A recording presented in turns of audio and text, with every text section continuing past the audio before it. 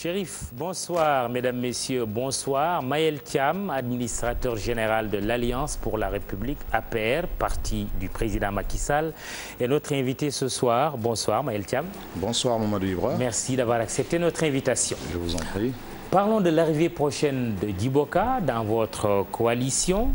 Elle n'est pas au goût de tout le monde, surtout de certains de vos alliés. Jean-Paul Diaz, coordonnateur de l'Alliance Macky 2012, et le ministre conseiller Amsatou Sow Sidibé expriment leur désaccord avec le président Macky Sall. Au sein de votre parti, certains sont également contre. L'APR entend-elle rester sourde à ces oppositions à l'arrivée de Djiboka?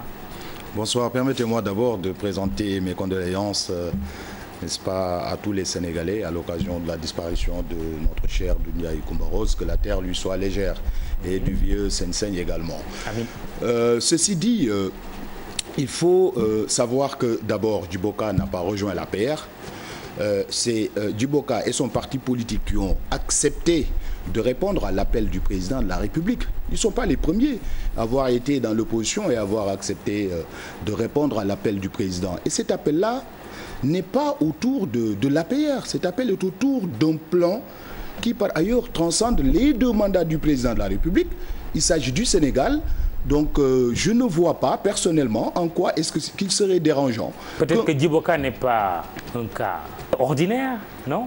Probablement, cela peut inspirer positivement ou négativement, peu importe, mais moi, en ce qui me concerne, en tant qu'administrateur de l'APR-IACAR, nous n'avons pas enregistré une intention d'adhésion de Djiboka au niveau de notre parti.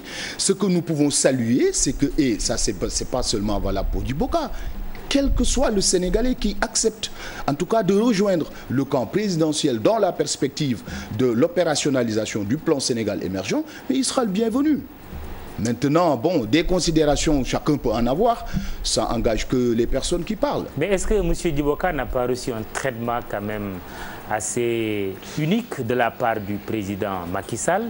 Il lui a lancé un appel en pleine cérémonie d'inauguration, pour ne pas faire de la publicité, du nouveau siège de Sonatel. Quelques jours après, il se rend à son domicile la nuit.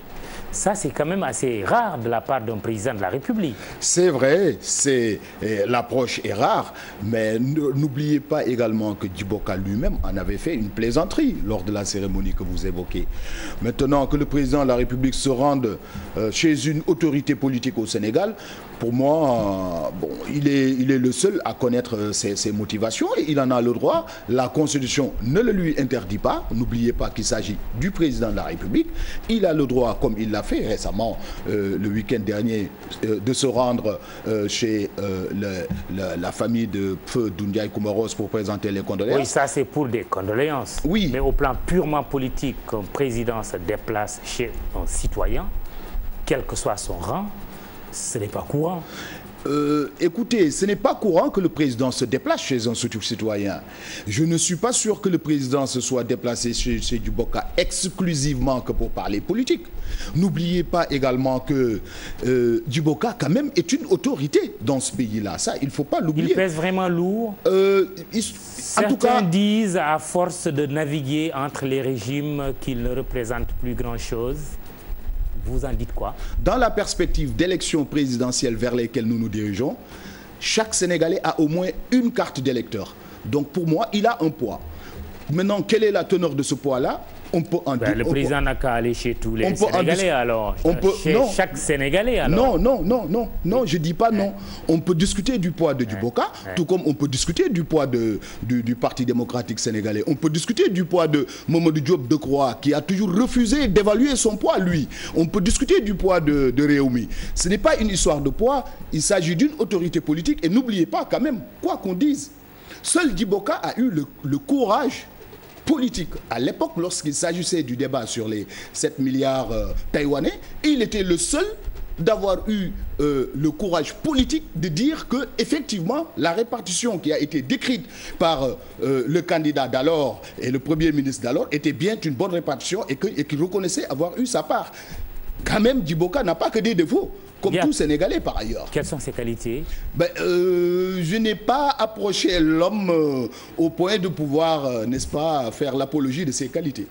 Il n'y a qu'à alors tendre la main à tous les opposants. Ben, le président... À Maître Abdoulaye Wade, à Idrissa Seck, à Mamadou Diop Decroix alors. Le président de la République, après avoir finalisé le plan Sénégal émergent, avait fait un appel à tous les Sénégalais. Alors, sans exclusive, tous les Sénégalais. C'est un appel qui reste d'actualité. C'est un appel qui reste d'actualité, qui restera d'actualité pour autant que le plan Sénégal émergent est au-delà des 2 mandats du président de la République. N'oubliez pas que l'appel, c'est autour du plan Sénégal émergent. Ces 2 mandats sont déjà acquis. Ah ben moi, je suis sûr qu'il aura un 2e mandat. Ben, les Sénégalais jugeront. À la place de retrouvailles de la famille libérale, maintes fois annoncée, le président Sall ne nous sert-il pas sur un plateau d'argent des retrouvailles de la famille socialiste, Moustapha Niasse, Ousmane Tanor Dieng, Djiboka dans la même coalition soutenant sa candidature à un second mandat, excusez-moi. Oui, mais n'oubliez pas, Mamadou Ibra, que ce qui fait la quintessence de l'APR, c'est que c'est un conglomérat d'obédience politique. À sa création, dès sa naissance, il y avait des trotskistes, il y avait des socialistes, il y avait des libéraux. C'est ceux-là qui ont formé l'APR. Donc aujourd'hui, qu'on parle du regroupement de la famille libérale, moi je ne sais même pas de quelle famille libérale. Et par ailleurs, de nos jours, est-ce qu'il est pertinent de parler de domaine politique ? Est-ce qu'il est pertinent de parler de clivage politique? Qui est socialiste? Qui est libéral? Macky Sall, dont on dit, le président de la République, Macky Sall, dont on dit qu'il est libéral, il bat les records en termes de mesures sociales aujourd'hui. Et nous avons vu en France également les socialistes, comment dirais-je, privatiser certaines entreprises de l'État. Qui est socialiste? Qui ne l'est pas? Qui est libéral? Qui ne l'est pas? En tout cas, le Parti socialiste sénégalais se réclame d'obédience socialiste. Est-ce que le président Sall ne court pas le risque de perdre les socialistes en s'alliant avec le renouveau de Djiboka? Vous savez, ce qui lie le président de la République aux socialistes et également aux progressistes est beaucoup plus profond que l'adhésion d'un Sénégalais, qui qu'il soit, à la mouvance présidentielle. N'oubliez pas que la motivation de cette alliance-là, c'était de gagner et de gouverner ensemble. Et ensemble, nous sommes allés beaucoup plus profond dans le partenariat en nous unissant autour du plan Sénégal émergent qui dépasse par ailleurs les horizons qui étaient fixés, le programme Yoonu Yokkute, autour duquel le président Macky Sall avait été élu et autour duquel également les socialistes et l'AFP avaient accepté de l'accompagner au 2e tour. Donc je pense qu'aujourd'hui nous sommes dans une logique beaucoup plus profonde, dans une logique de transformation radicale de notre économie vers l'émergence, et je pense que c'est beaucoup plus important que les appartenances politiques, libérales, socialistes, progressistes, peu importe. Ce qui importe aujourd'hui, la seule doctrine qui vaille, c'est un Sénégal émergent, et tous ceux qui veulent adhérer à cette doctrine de l'émergence sont les bienvenus dans la mouvance présidentielle, et c'est le cas de Djiboka. En gagnant Djiboka, vous ne risquez pas vraiment de perdre d'autres alliés qui ne seraient pas contents, prêts à le recevoir? Je ne pense pas. Vous savez, nous sommes en politique, hein, nous ne sommes pas toujours tous du même avis. Hein. Chacun peut avoir son avis sur une question déterminée, mais en dehors de ses, comment dirais-je, de ses préoccupations personnelles, une fois que le président de la République, qui est le président de la mouvance présidentielle, qui est le président de l'APR Yakar, a pris sa décision, le militantisme exige que tout le monde se plie, que l'on fasse la promotion de cette décision. C'est ça le militantisme, justement. Le militantisme exige qu'on fasse la promotion des décisions, quand bien même on peut évoquer des contradictions dans le processus de prise de cette décision. Mais une fois qu'elle est prise, nous devons de nous ranger derrière, et c'est ce que nous faisons. Et croyez-moi, en ma qualité d'administrateur, j'appelle tous les membres de l'APR à faire la promotion de la décision du président, accompagner la décision du président. Ça ne veut pas dire ne pas être vigilant. L'opposition n'entend pas faciliter la tâche au chef de l'État. Elle se radicalise même après la confirmation par la Cour suprême de la condamnation de M. Karim Wade à 6 ans de prison ferme. Le président Abdoulaye Wade, ancien président de la République, dit que c'est l'heure de la résistance. Vous n'avez pas peur? Bon, permettez-moi de rigoler un peu. Pourquoi? Parce que si pendant que nous n'avions pas le pouvoir, nous avons pu lutter farouchement et arriver à déboulonner Maître Abdoulaye Wade, c'est pas quand il est dans l'opposition qu'il peut nous faire peur. Ça, c'est juste pour répondre. Mais enfin, ce qui est important, c'est quoi? Moi, je sais qu'au niveau du PDS, il y a de très bons Sénégalais, mais qui sont en train de s'égarer. De s'égarer comment? Comment un Mamadou Diop Decroix... Qui vous a élu pour faire le distinguo entre bons et mauvais Sénégalais? Écoutez, c'est pour cela justement, oui. Je dis que ce n'est pas parce qu'on est dans l'APR qu'on est bon, oui. Qu'on n'est pas dans l'APR, on n'est pas bon. Oui. C'est pour dire en réalité que nos camarades qui sont dans le Parti démocratique sénégalais, je suis sûr qu'ils vont se réveiller, qu'ils vont arrêter de dire, mais dis donc, comment un Mamadou Diop Decroix qui n'a jamais eu 10 000 votants au Sénégal peut-il se mettre à la tête d'un front pour s'opposer contre le président Macky Sall parce que tout simplement il est mu par ses intérêts crypto-personnels? Non, nous n'avons pas peur. Nous voyons que tous les jours, et je le dis d'ailleurs, les deux partis qui sont en train de s'effriter au Sénégal, c'est le Parti démocratique sénégalais qui a perdu de 450 collectivités locales, se retrouve à moins de 50, et le Réumi qui se confine en un parti municipal.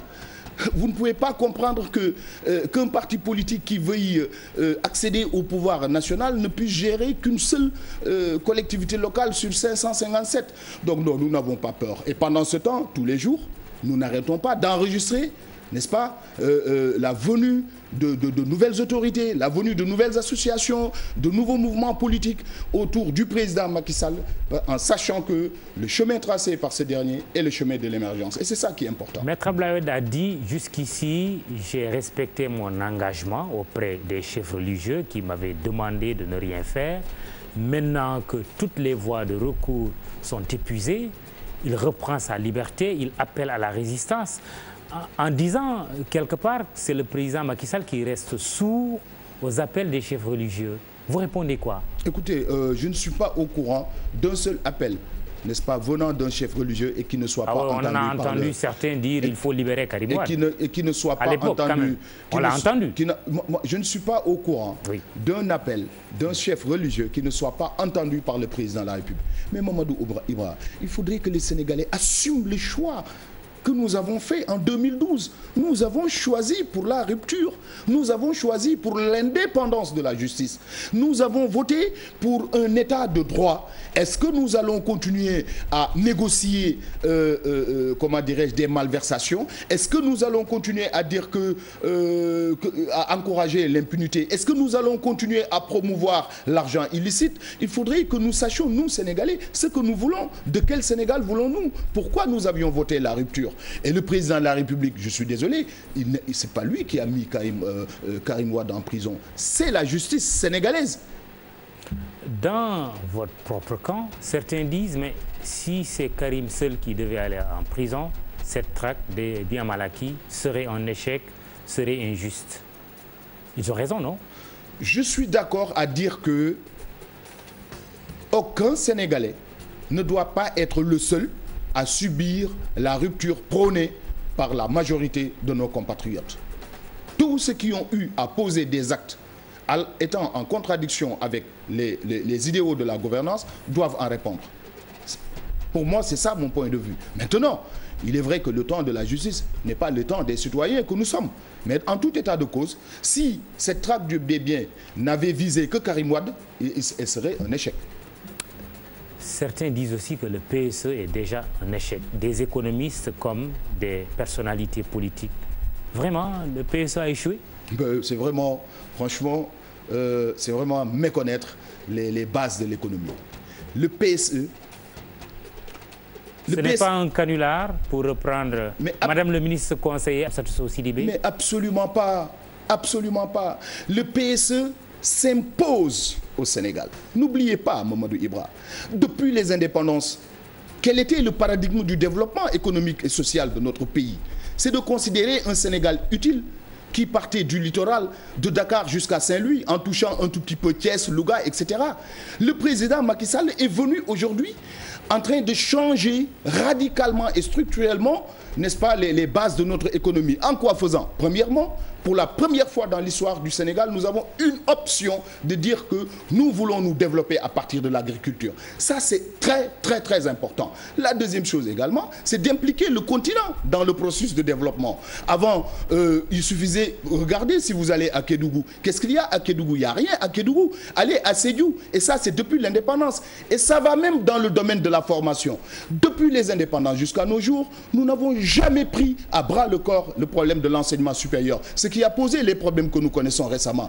Parce que nous avons eu une politique démagogique quant à l'enseignement supérieur. Vous parlez des jets de pierre. Mais pourvu que nous avons toujours dit, pourvu qu'il n'y ait pas de grève, et que ces jeunes-là, une fois qu'ils sortent, qu'est-ce qu'ils vont faire comme métier? Le président de la République est en train de changer le paradigme du développement économique et social du Sénégal en donnant des résultats. Donc on ne peut pas parler d'échec.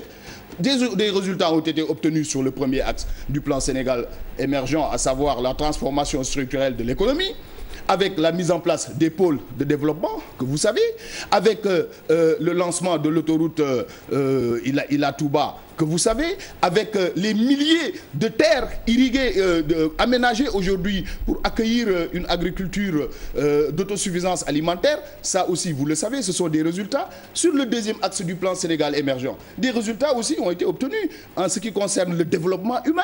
Vous savez que le président a mis en place la bourse familiale de solidarité, la couverture maladie universelle. Au niveau de la formation, aujourd'hui, le changement du paradigme de la formation académique à la formation professionnelle, et enfin sur le plan de la gouvernance qui constitue le troisième axe du plan Sénégal émergent, des résultats également ont été obtenus. Je pense que le plan Sénégal émergent est le meilleur plan que nous puissions connaître de nos jours. Ma personne n'est pas importante, les Sénégalais apprécieront. Merci. Maël Thiam, administrateur général de l'APR.